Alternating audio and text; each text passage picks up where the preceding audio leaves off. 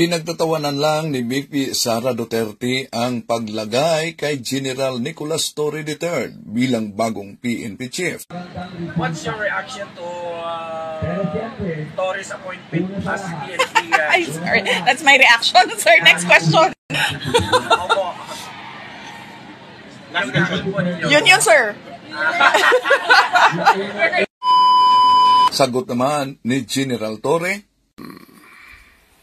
Okay, I just respect his decision and I respect his opinion.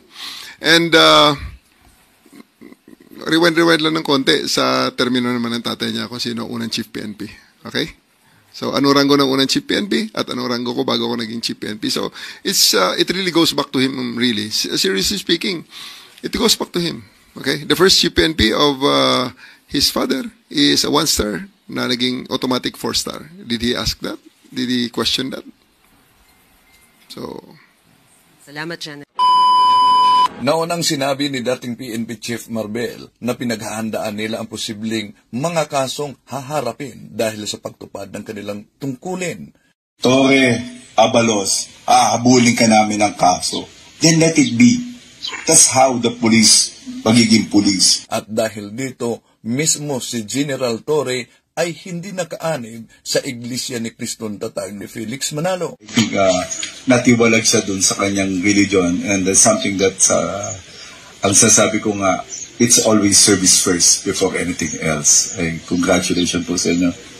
Yung sinasabi mong general ay tiwalag na po yan sa Iglesia ni Cristo. Yan po ang pagkakaalam po namin. Matagal na po yung tiwalag sa Iglesia ni Cristo. Ibig po sabihin, wala na po yan sa kawan. Hindi na po yan Iglesia ni Cristo.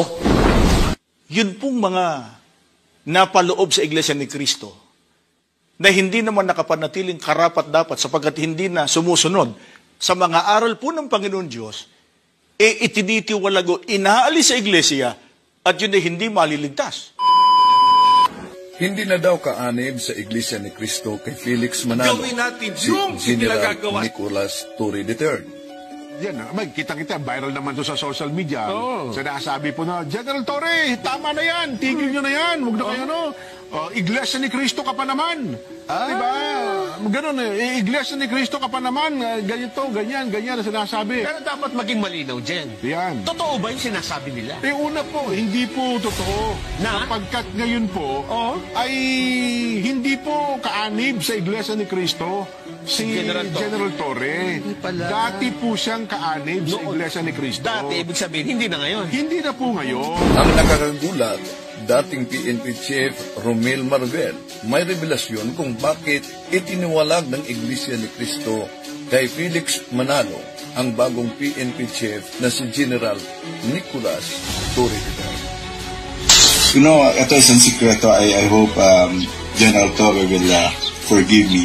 But this is one secret na ngayon ko lang nalaman. At, and ito po isa secret. I hope General Torre will not in any way get mad at me. Alam mo, Mr. General Torre was asked by someone from his religion na huwag tanggapin itong Region 11 as RD Region 11. Kung hindi, that's a political implication and that's a religious implication. And I know Nick Torre choose the other side. Service first before everything else. And I congratulate you, boss. That's yun ang hindi ko po nakita. I think natiwalag siya dun sa kanyang religion and that's something that ang sasabi ko nga, it's always service first before anything else. Ay, congratulations po sa inyo and all my respect and salute. Sa pag-upo ni PNP Chief General Nicolas Torre III, pinalagan agad ito ni Senador Rodante Marcolita, ang mamabatas na kilalang kaanib sa Iglesia ni Cristo ni Felix Manalo. Naglagay siya ng PNP si Torre na naman. Kilala niyo ba si General Torre?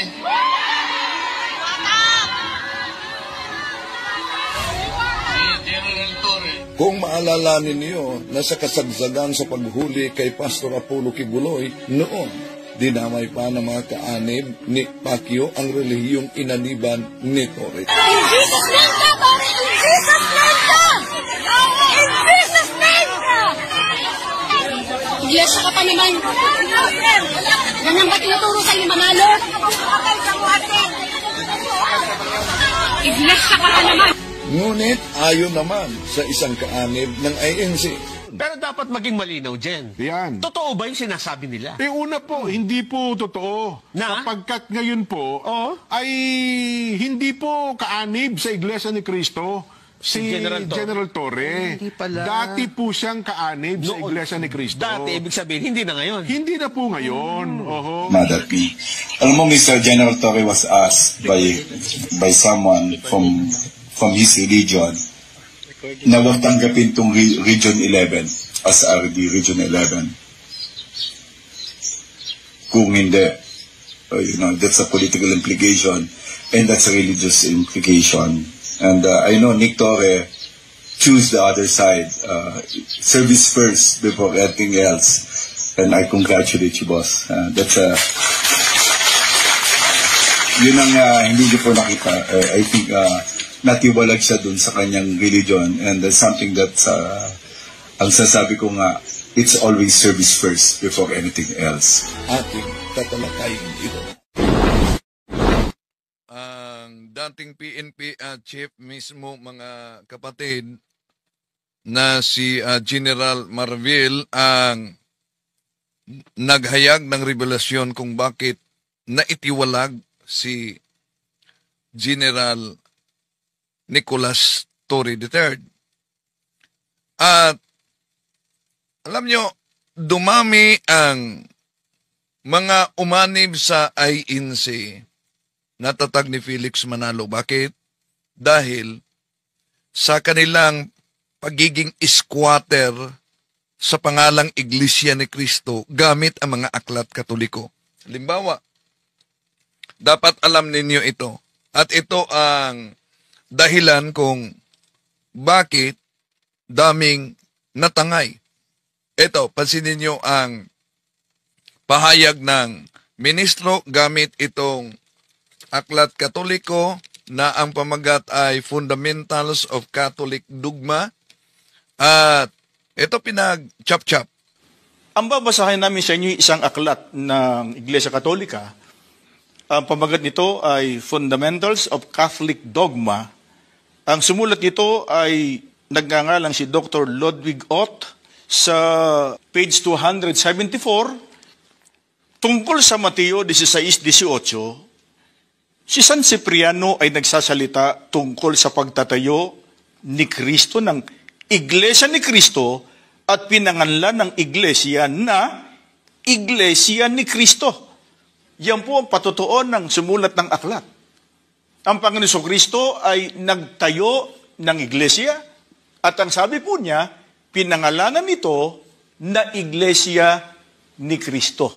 Yan, gamit ang aklat Katoliko, Fundamentals of Catholic Dogma, mga kapatid. Ang tanong, bakit po ba tinawag na Iglesia ni Kristo ang Iglesia na itinatag ng ating Panginoon Kristo? Bakit? Yon ang nakasulat batay sa Fundamentals of Catholic Dogma. Yun po bang Iglesia ni Cristo, Church of Christ, ay tumutukoy sa inaniban nila na tatag ni Felix Manalo? Una, opisyal kasi na aral ng Simbahang Katoliko, pag mabasa sa aklat Katoliko ang salitang Church of Christ, ayon sa Catechism of the Catholic Church, numero 811, this is the sole Church of Christ, which in the creed we profess to be one holy Catholic apostolic. These four characteristics inseparably linked with each other indicate the essential features of the church and her mission. Yun pala, mga kapatid. Dahil ang tunay na Iglesia ni Cristo, sila mismo ang nagpatutuo kung ano ang tunay na Iglesia ni Cristo. Mali po ang pagkaunawa nitong si Talibong. at ang Iglesia Katolika bilang isang organisasyon o samahang pangrelihiyon, yan po ang organisasyon. Pagka sinusi pabalik, yan ang dating Iglesia ni Cristo. Yan ang dating Iglesia ni Cristo. Yan ang dating Iglesia ni Cristo. Hindi po totoo yan. Mali po ang pagkaunawa nitong si Talibong. Talaga pong ang Iglesia Katolika Apostolika Romana, talaga pong sa pasimula, yan ang Iglesia ni Cristo. O galing na sa kanila mismo mga kapatid na ang Iglesia Katolika sa pasimula ay siyang Iglesia ni Cristo. Kaya sa paggamit ng mga ministro nitong Aklat Katoliko Fundamentals of Catholic Dogma na ano daw? Ang babasahin namin sa inyo isang aklat ng Iglesia Katolika. Ang pamagat nito ay Fundamentals of Catholic Dogma. Ang sumulat nito ay nagngangalan si Dr. Ludwig Ott sa page 274 tungkol sa Mateo 16:18. Si San Cipriano ay nagsasalita tungkol sa pagtatayo. Kapansin niyo, binanggit diyan si San Cipriano. Kaya dito pa lang sa sipi nila sa aklat, si San Cipriano, Katoliko yan. Mali ang propaganda ng Iglesia ni Cristo na ang pangalan na Iglesia ni Cristo ay itinakwil na ng simbahang Katoliko. Bagos, kung ating tingnan ang aklat na binabasa nila mga kapatid, ang tunay na Iglesia ni Cristo ay makilala sa mga palatandaan, One Holy Catholic Apostolic Roman Church. Okay, tuloy natin. Ni Cristo, ng Iglesia ni Cristo, at pinanganlan ng Iglesia na Iglesia ni Cristo. Yan po ang patutuon ng sumulat ng aklat. Ang Panginoon Kristo ay nagtayo ng Iglesia. Oh, yan. At ito'y malinaw na pang-squatter. Bakit? Dahil lang ba nabasa nila ang Iglesia ni Cristo, pinatutuo na ng otoridad Katoliko na yung inaniban at tatag ni Felix Manalo ay siyang tunay na iglesia na dapat aniban? Mali, dahil may iniwasan sila. Ito po ang inawasan ng mga ministro sa aklat na ginagamit nila. Sa pahina 270 to describe the true Church of Christ, which is the Holy Catholic Apostolic Roman Church. There is no name more noble, none more excellent, none more divine than expression, the mystical body of Jesus Christ. See? Kitams? Kaya, ayon sa kaanib ng INC, ano daw? Huwag magpabudol. Palabas nyo yung tunay ng pagkatao. Huwag tayong manloko ng kapwa natin. Ganun lang. Kung minsan may na-upload tayong mga fake news, ay bunga lang po yun ng pati tayo na budol din. Ganun lang po yun, mga mahal na kababayan. Pero hindi pang layunin ay mangloko po tayo ng kapwa. Masama po yun. Dahil mismo ang Diyos nakatingin po sa atin. Kaya mag-ingat sa mga ginagamit nila ng mga aklat Katoliko at ito pa, dahil mabasa lang. Ito mga kapatid, The Spirit of Catholicism by Carl Adam. At anong ginagamit nila dito? Ngayon, inaamin po ba maging ng mga tagapagturong Katoliko na napakasamang kalagayan pagka ang tao'y nasa labas ng Iglesia ni Cristo? Pakinggan ninyo ang patutuo ng isang sumulat ng aklat. Ang babasahin namin ay The Spirit of Catholicism.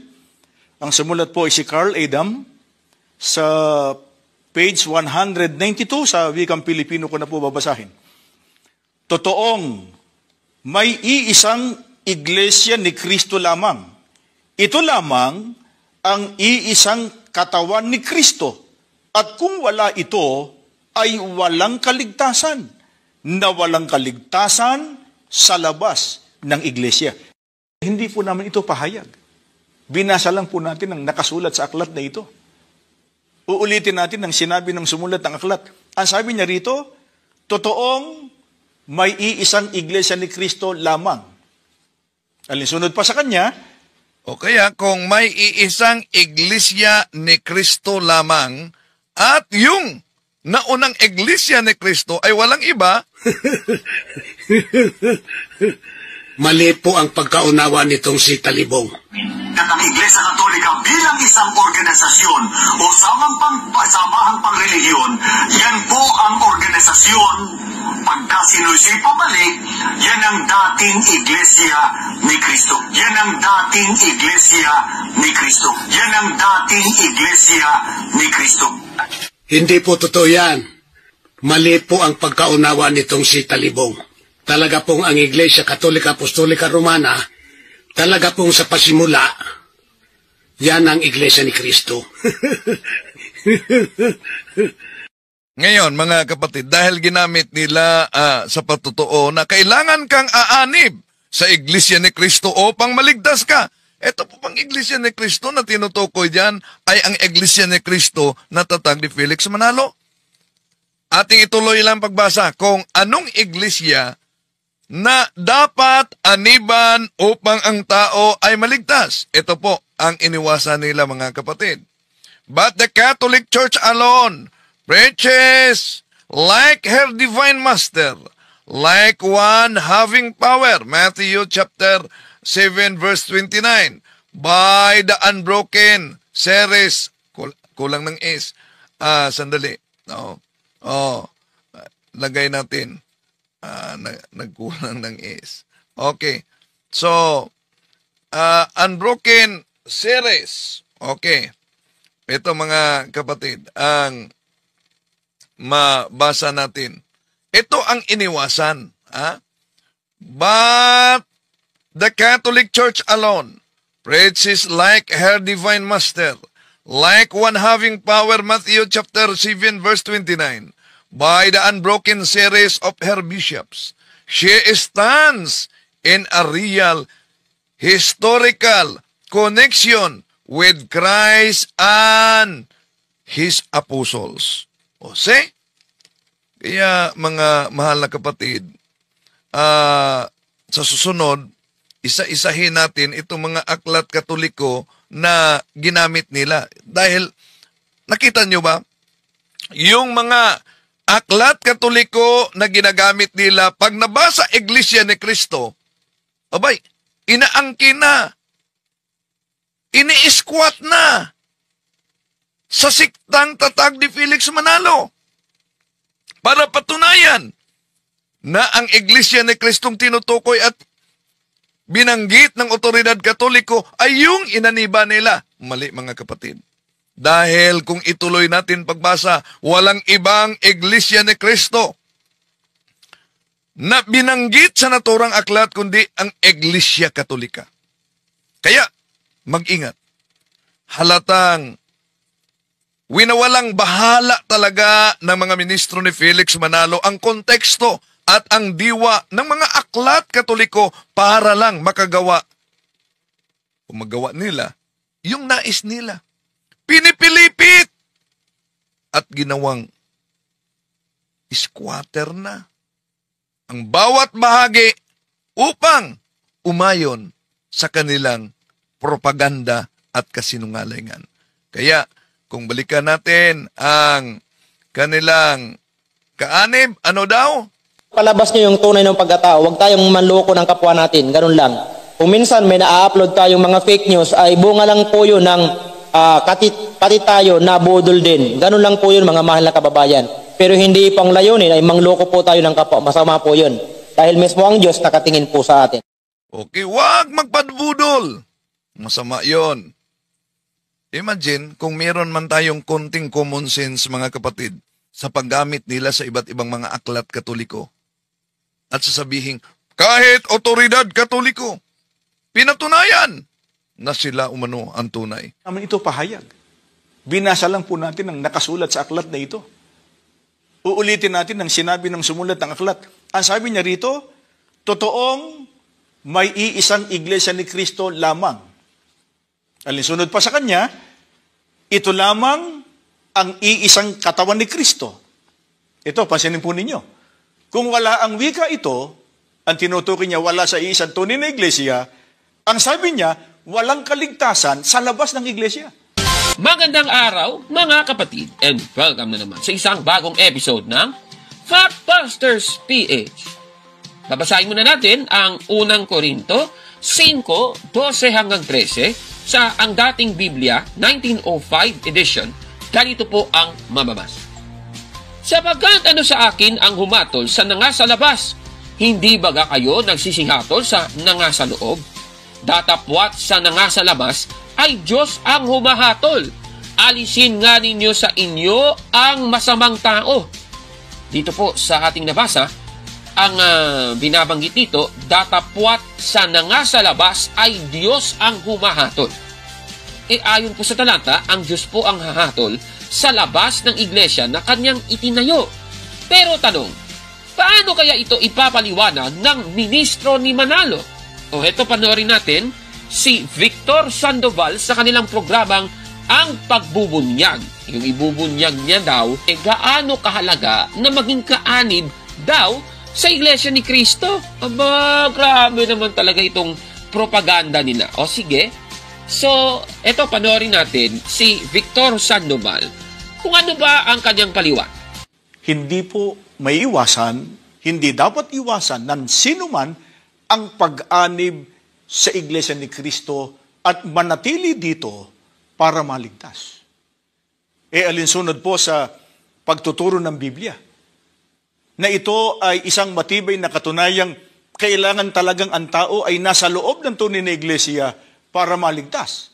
Ano po, ayon kay Apostol Pablo, kasamaan pagka ang tao ay hiwalay o nasa labas ng iglesia ni Cristo? Pakinggan ninyo ang nakatala dito po sa unang Korinto 5:12 at babasahin na rin natin ang talatang 13. Ano ang karapatan kong humatol sa mga tagalabas ng iglesia? Ang Diyos ang hahatol sa mga nasa labas. Itiwalag ninyo ang masama ninyong kasamahan. Mga kaibigan, ano pong patutuon ng mga apostol na kasama ang kalagayan ng tao pagka nasa labas o hiwalay sa tunay na iglesia ni Cristo? Bay, ang sabi ng Apostol Pablo, narinig ninyo, ang Panginoon Diyos ang wika, ang hahatol sa nasa labas. Kaya nga, may binanggit si Apostol Pablo, ano dapat gawin sa sino mang, oo nga't nakapasok sa iglesia ni Cristo, pero hindi naman nakapanatili sa pagsunod sa mga kalooban ng Diyos. Naging masama. Sabi ng Biblia, itiwalag ninyo ang masama ninyong kasamahan. Mga kaibigan, ito po, pansinin po ninyo. Yun pong mga napaloob sa iglesia ni Cristo na hindi naman nakapanatiling karapat-dapat sapagkat hindi na sumusunod sa mga aral po ng Panginoon Diyos, itinitiwalago, inaalis sa iglesia at yun ay hindi maliligtas. Gaano na lang yung ni hindi po nakapasok sa tunay na iglesia. Kaya mga kaibigan, uulitin po namin, napakahalaga na ang tao ay maging kaanib sa iglesia ni Cristo at sikaping makapanatili rito. Grabe naman yan, mga kababayan, ang tindi talaga. Ayon po sa kanya, ang mga nasa loob ng iglesia noon na itiniwalag ng iglesia ay hindi na maliligtas at pati yung mga nasa labas ng iglesia ni Cristo na kanyang kinaaaniban ay hindi po maliligtas. O yan ang kanyang pahayag. Kasi yun ang interpretation niya sa unang Korinto 5:12 hanggang 13. Kaya ang tanong, totoo ba ang kanyang mga pahayag na ito? Susuriin nga natin. Hindi lang po siya ang nagsasabi nito, talagang doktrina nila yan.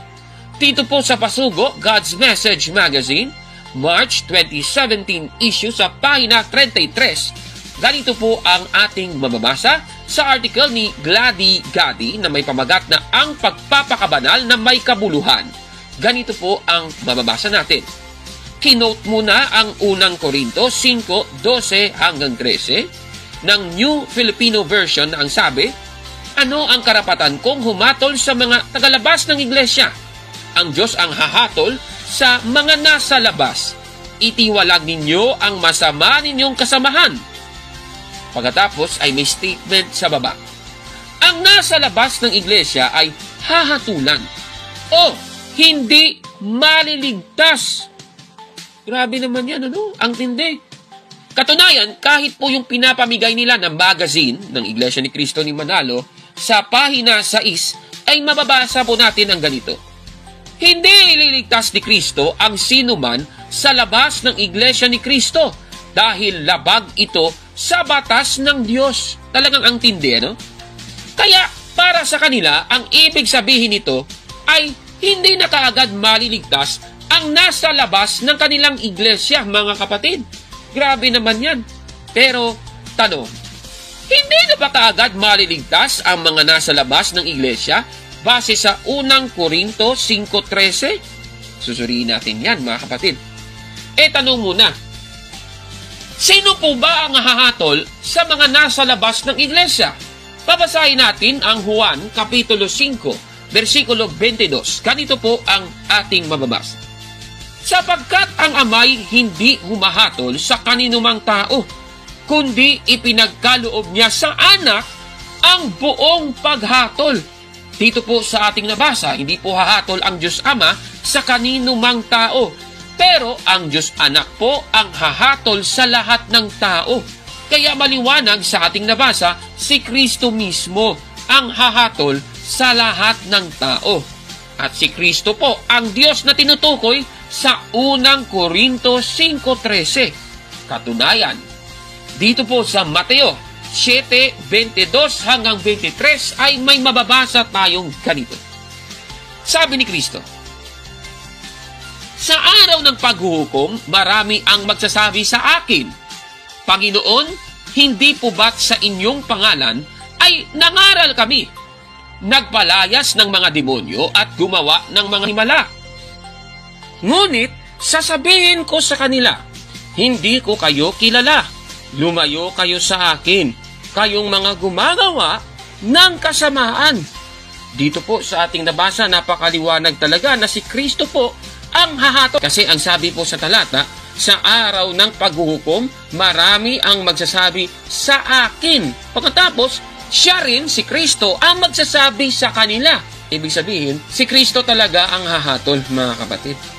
Katunayan, naganap pa nga ang paghatol ni Kristo sa krus sa isang hindi kaanib sa iglesia na kanyang itinayo. At ang aking tinutukoy ay ang kaganapan na kung saan mayroon pong dalawang kriminal sa katabi ng ating Panginoong Jesucristo. Yung isa nasa kanyang kaliwa at yung isa naman ay nasa kanyang kanan, mga kapatid. Sige, babasahin natin ang Lucas, Kapitulo 23, versikulo 39 hanggang 43. Ganito po ang ating mababasa. At siya'y inalipusta ng isa sa mga tampalasang nabibitin na sinasabi, hindi baga ikaw ang Kristo?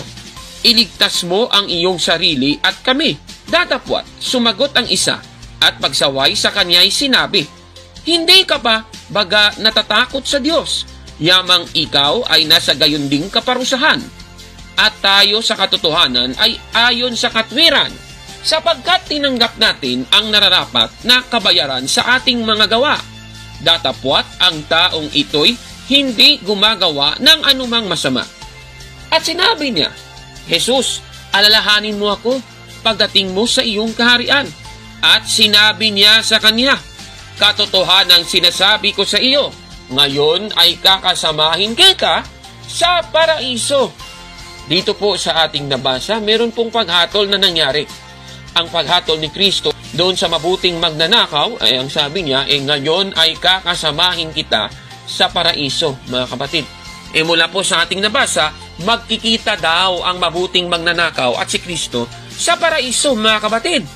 At alam naman po natin, mula po sa previous episodes natin, na ang pinapalitaw dito ng ating Panginoong Jesucristo ay ang pagpunta nila sa Abraham's bosom, and syempre, eventually, mapupunta po sa langit ang mabuting magnanakaw.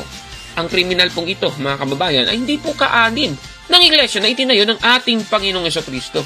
Akala ko ba dapat hindi maliligtas ang nasabing kriminal? Kasi sabi nga nila, kung nasa labas ng iglesia, hahatulan ng Diyos o hindi daw maliligtas. Nako naman. Kaya mali po kapag sasabihin kung Diyos ang hahatol sa labas, ay hindi na kaagad maliligtas ang mga nasa labas ng iglesia, mga kababayan. Kaya itong sinasabi ng ministrong ito, yun pong mga napaloob sa iglesia ni Kristo na hindi naman nakapanatiling karapat-dapat sapagkat hindi na sumusunod sa mga aral po ng Panginoon Diyos, itinitiwalago, inaalis sa iglesia at yun ay hindi maliligtas. Gaano na lang yung hindi po nakapasok sa tunay na iglesia. Kaya mga kaibigan, uulitin po namin, napakahalaga na ang tao ay maging kaanib sa iglesia ni Kristo at sikaping makapanatili rito. Pati na yung Pasugo magazine, ang masasabi ko, busted yan! Mali!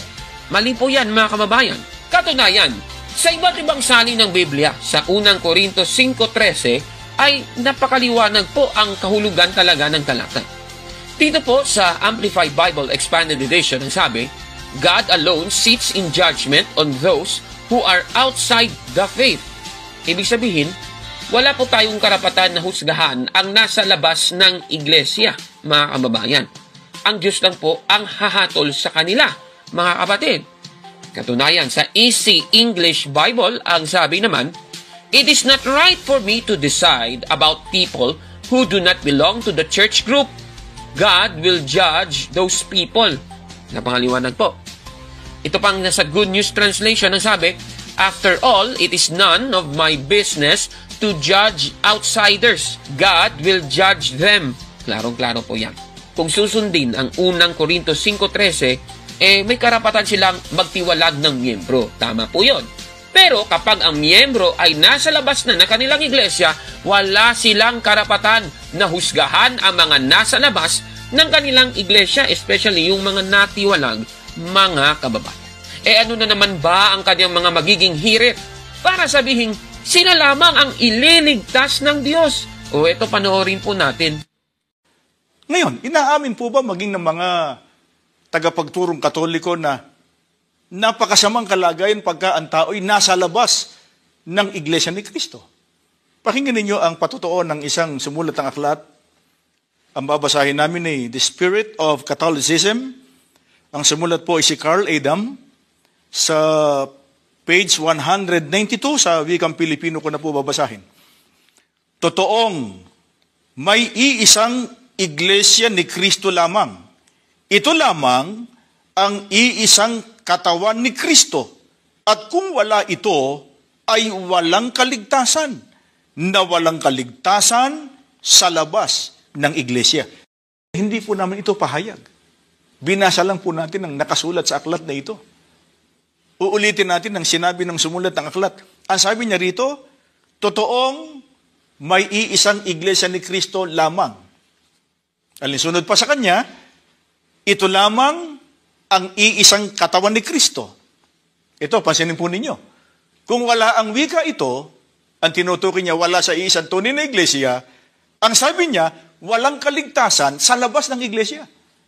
Bakit po natin ito tinatanggap? Hindi ba't yan din ang pinatunayan ng mga apostol? Ibinatay lang po niya sa Biblia, yung sinabi niya. Na pagka ang tao ay hiwalay o nasa labas ng tunay na iglesia, wala pong kaligtasan. Kaya mga kaibigan, kahit po nagre-relihiyon, kahit gaano ka-devoted o kadeboto sa kanyang relihiyon, kahit gaanong pagsisikap ng tao sa kanyang isinasagawang paglilingkod, na di umani ipinatutungkol niya sa Panginoon Diyos, pero kung wala po sa loob ng tunay na iglesia, yan po ay pinatutunayan maging ng mga parang Katoliko, at yan po ay nakabatay po sa pagtuturo ng Biblia, walang kaligtasan sa labas ng tunay na iglesia. Grabe naman talaga ito. Pati Iglesia Katolika, dinadawit niya sa kanyang propaganda, no? Ayon po sa kanya, pinatutunayan ng aklat Katoliko na ang nasa loob lamang ng Iglesia ni Kristo ang maliligtas. Gumamit pa siya ng referensya, The Spirit of Catholicism ni Carl Adam, page 192. Ayan, nakikita nyo sa screen. So, ang tanong, totoo ba ang pahayag niyang ito, mga kababayan?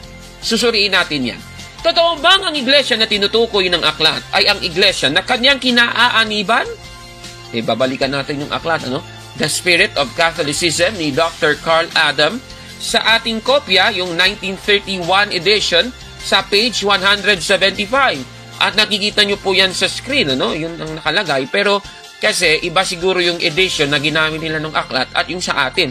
So yung sa atin, yung medyo malapit doon sa kanilang keynote, mga kababayan. Ayan, nakikita nyo sa screen. base po sa ating nakita dito, mga kababayan, ang nag-iisang Church of Christ sa aklat na ito ay siya ring nag-iisang body of Christ. Kasi sabi, true, there is only one Church of Christ.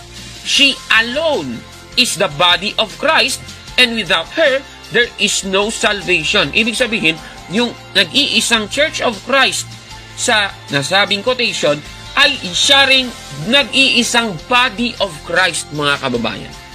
Ano ba ang tinutukoy na Church of Christ, na siya ring body of Christ na nag-iisa, sa nasabing aklat na ito? Ang tinutukoy ba na Church of Christ, na siya ring body of Christ, sa nasabing aklat na ito, ay ang iglesia na kinaaaniban ni Victor Sandoval?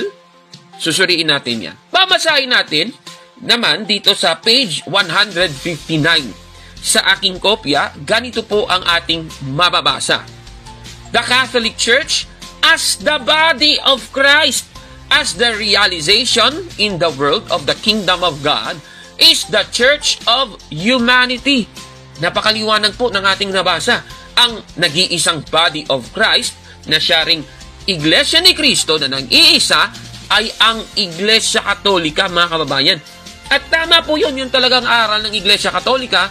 Ang nag-iisang Iglesia ni Cristo ay ang Iglesia Katolika Apostolika Romana. Ayon po sa Catechism of the Catholic Church, paragraph 811, mga kapatid.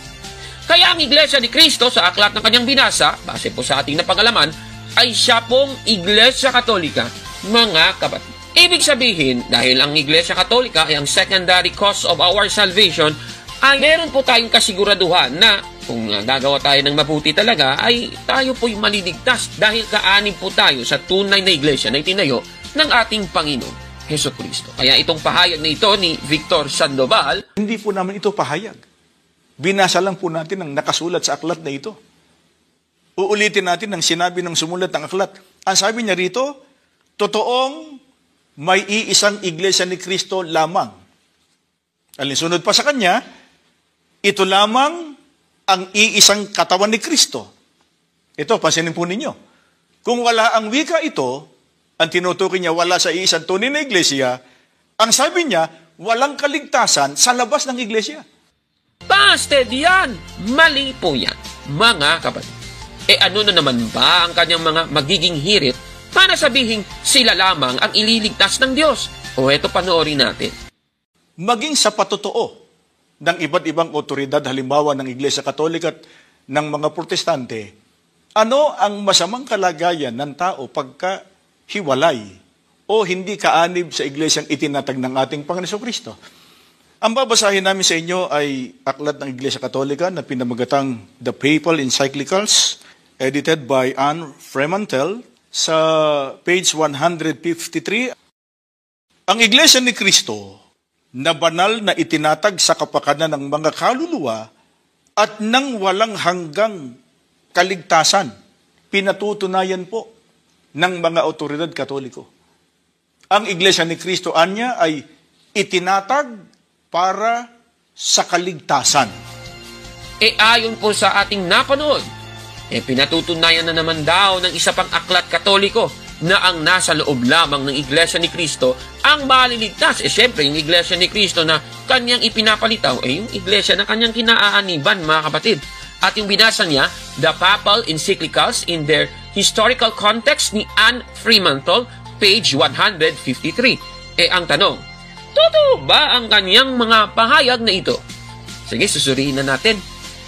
Bubuklatin natin ang aklat, The Papal Encyclicals in their historical context ni Anne Fremantle, page 153, na isinulat noong 1956. Ito po yung kinote niya. Nakikita niyo po sa screen yan. The Church of Christ, which has been divinely instituted for the sake of souls and of eternal salvation. Anong iglesia kaya ang tinutukoy ng phrase na Church of Christ sa aklat na ito, mga kapatid? Babalikan natin yung aklat sa page 153. Ito, babasahin natin sa inyo yung nasa taas at yung nasa baba. Yung surrounding context, Ito po ang ating mababasa. Venerable brothers, it is surprising that in our time, such a great war is being waged against the Catholic Church. Sa unang bahagi, ang sinasabi mga kababayan, meron palang isang gera na nangyayari laban sa Iglesia Katolika. Ngayon, ano ba yung gera na tinutukoy at anong iglesia ba yung kinakalaban nung mga sinasabing kalaban nung iglesia na yon? Sabi dito sa baba, "It is from them that the synagogue of Satan, which gathers its troops against the Church of Christ, takes its strength."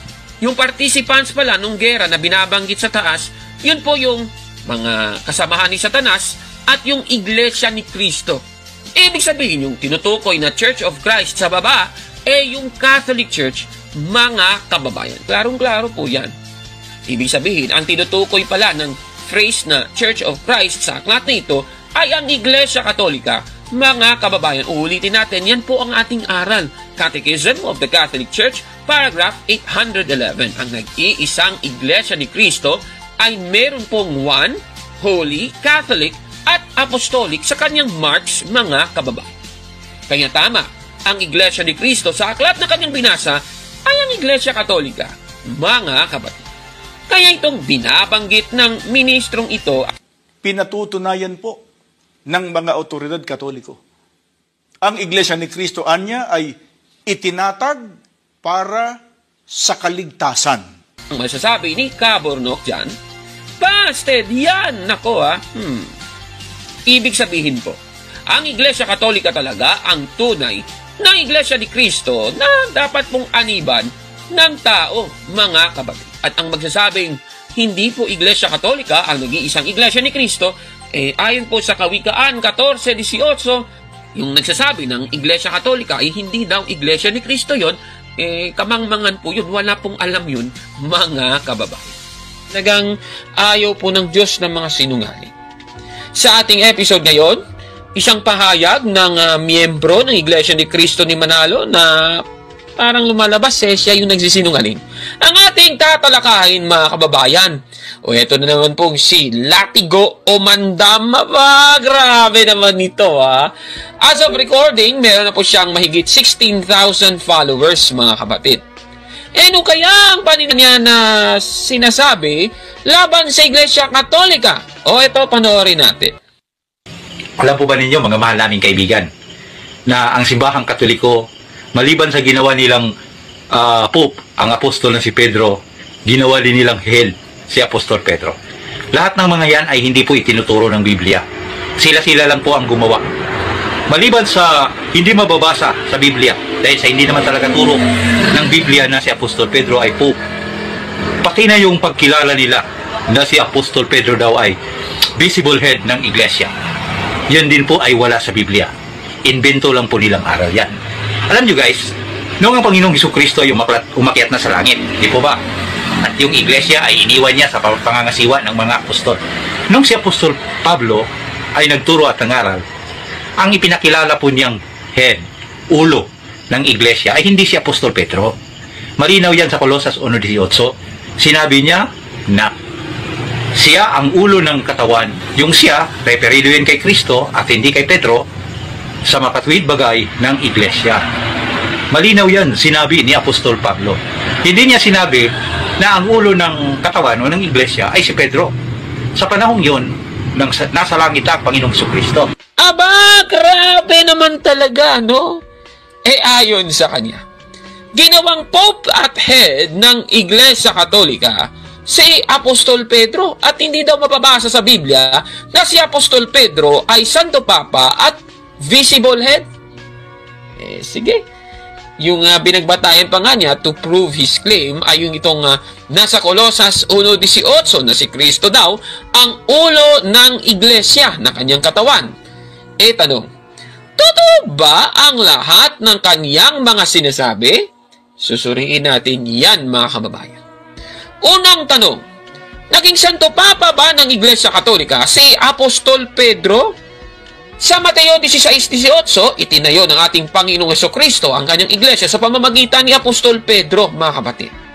At kay Apostol Pedro, ibinigay ang susi ng kaharian ng langit. Ayan po, nasa Mateo 16:19. Puntahan natin ang lumang tipan.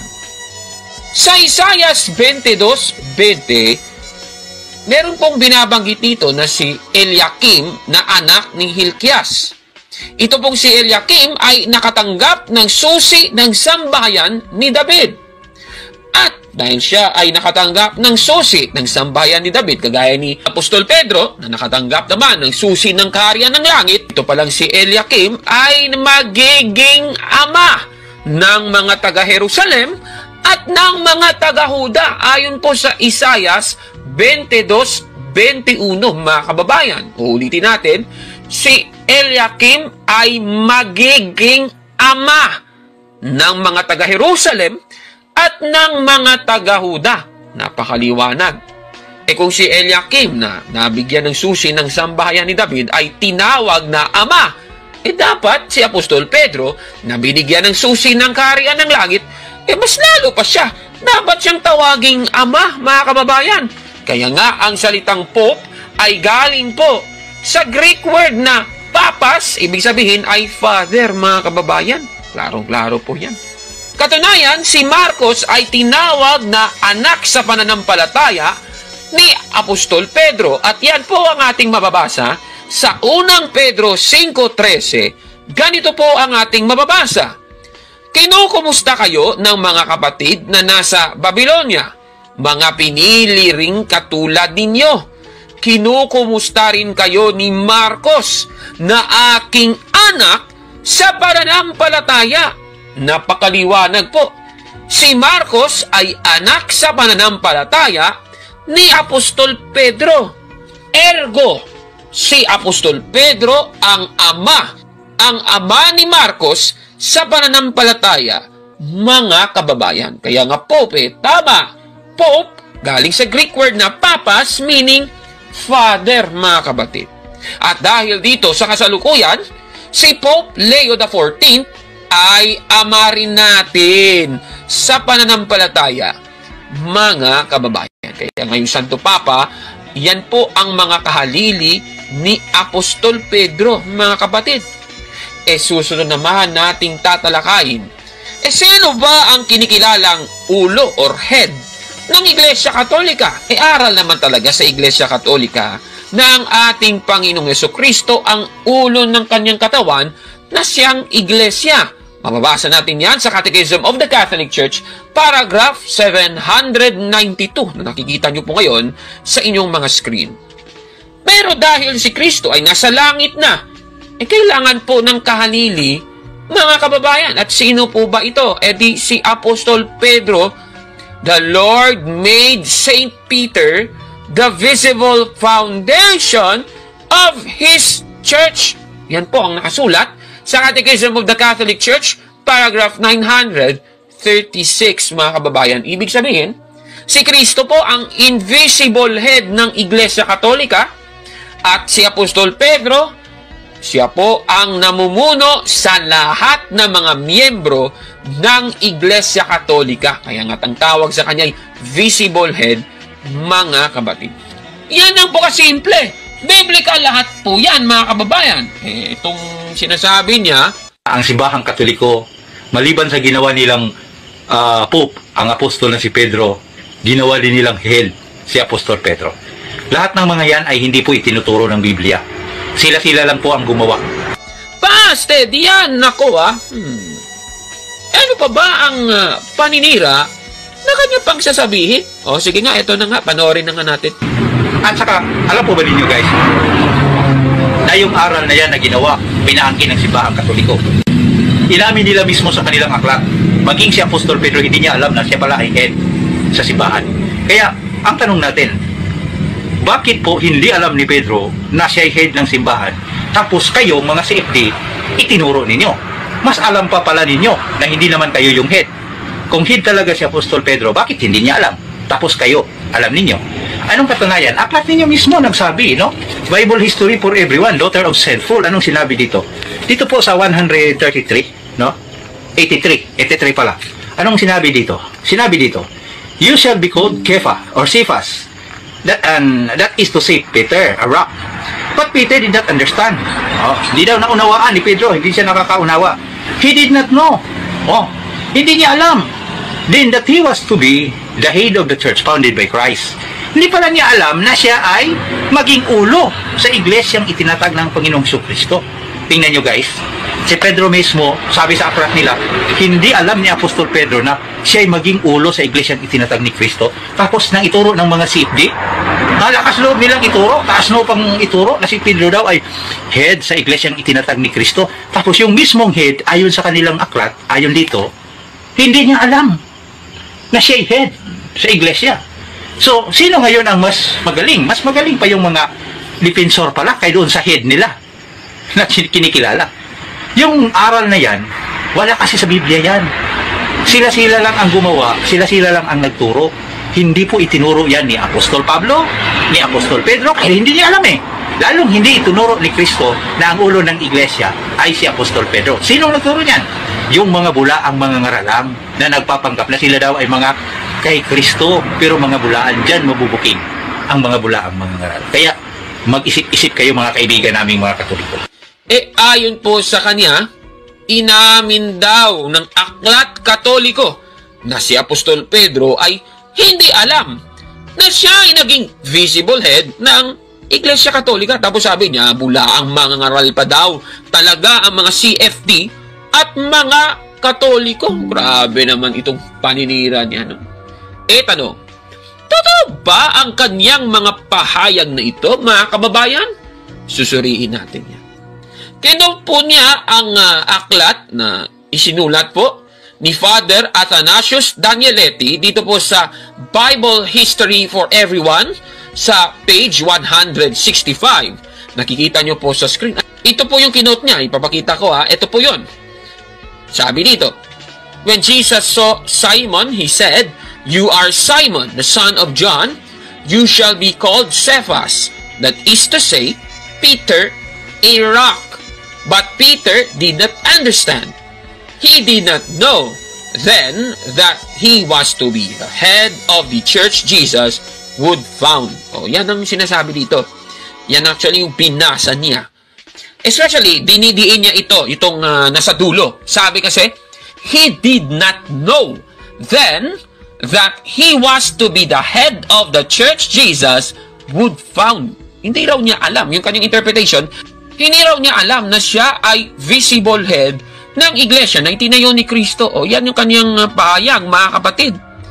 Pero, tanong, ano ba yung tinutukoy dito, mga kababayan? Puntahan natin kasi may naka-quote and quote. Ang sabi, "You are Simon." Sabi daw ni Kristo kay Apostol Pedro, "You are Simon, the son of John. You shall be called Cephas." That is to say, Peter, a rock.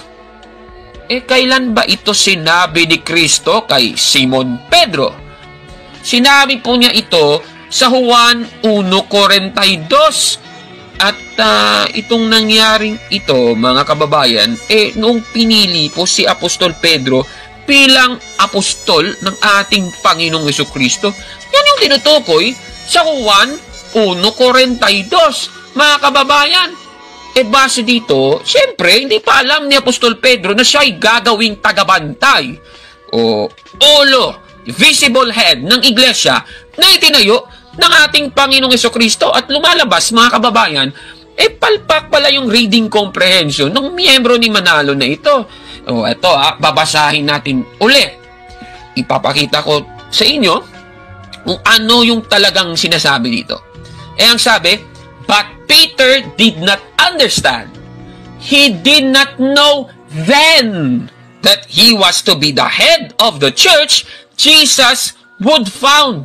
Isalin nga natin sa Tagalog. Ngunit hindi naintindihan ni Pedro.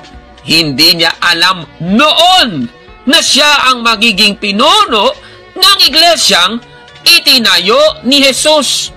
Napakaliwanag po ng ating nabasang ito.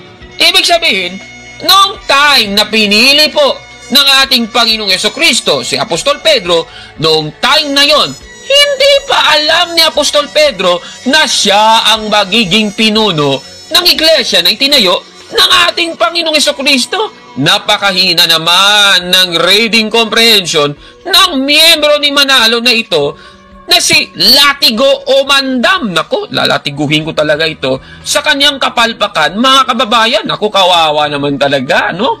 Kaya talagang INC, talagang incompetent, mga kababayan. Pero tanong, kailan niya nalaman na siya ay magiging pinuno ng iglesia na itinayo ng ating Panginoong Jesucristo? Babasahin natin ang Juan, Kapitulo 21, versikulo 15. Ito ang sinasabi. When they had finished eating, Jesus spoke to Simon Peter. He said, Simon, son of John, do you love me more than these other disciples love me? Peter answered, Yes, Lord, you know that I love you. Jesus said to him, Feed my lambs. O yan ang sinasabi. Talagang dinelegate ng ating Panginoong Jesucristo kay Apostol Pedro ang pangangalaga sa mga tupa. Ayon po sa talatang ito, klarong-klaro po yan, mga kapatid. Yan nga ang kinote sa aklat ni Father Athanasius Danieletti sa page 247. At sa dulo, may binabanggit na ganito.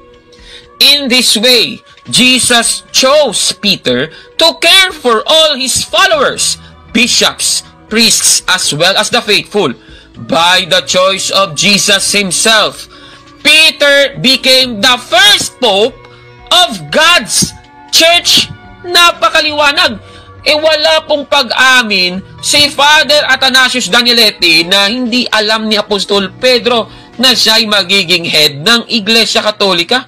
Ito talagang taong ito, ang hina naman ng reading comprehension na ito. Kaya itong sinasabi niya, naku! At saka, alam po ba ninyo guys, na yung aral na yan na ginawa, pinaangkin ng simbahang Katoliko. Inamin nila mismo sa kanilang aklat. Maging si Apostol Pedro, hindi niya alam na siya pala ay head sa simbahan. Kaya, ang tanong natin, bakit po hindi alam ni Pedro na siya ay head ng simbahan? Tapos kayo, mga CFD, itinuro ninyo. Mas alam pa pala ninyo na hindi naman kayo yung head. Kung head talaga si Apostol Pedro, bakit hindi niya alam? Tapos kayo, alam ninyo. Anong katunayan? Aklat ninyo mismo nagsabi, no? Lumalabas na naman ang kapalpakan ng mga miyembro ni Manalo, kaya busted! Yan! Kawawa naman! Nako! Talagang kawawa. Mga kababayan. Ano ba ang lumalabas dito? Ano ba ang pinapalabas ng taong ito? Di, nagsisinungaling siya at palpak siya. Nako naman. Kawawa naman talaga. Kaya tama, mga kababayan. Ang ating Panginoong Diyos ay namumuhi sa taong sinungaling kagaya nitong vlogger na ito. Naku, kawawa naman itong si Latigo Omandam. Talagang nilalatigo siya ng kanyang kasinungalingan at kahiyan. Mga kababayan, naku naman, kung ako sa kanya, magtago na siya. Ha? Magtago na siya. I-delete na lang siguro niya yung kanyang Facebook account kasi puro kasinungalingan ang kanyang sinasabi. Naku naman. Ano po masasabi ninyo sa ating episode po ngayon? Paki-comment po sa baba, mga kapatid. At kung like mo ang video na ito, paki-smash ng like button at mag-subscribe sa ating YouTube channel, Factbusters PH. Kaya, huwag maniwala sa sabi-sabi. I-check muna kung fact nga talaga. Hanggang sa susunod na episode. Ako po si Caborno. At ito ang Factbusters. Nako, itong si Latigo Omandam na ito. Kawawa, no? To make his message known is our responsibility. So here we are to pledge our lives to the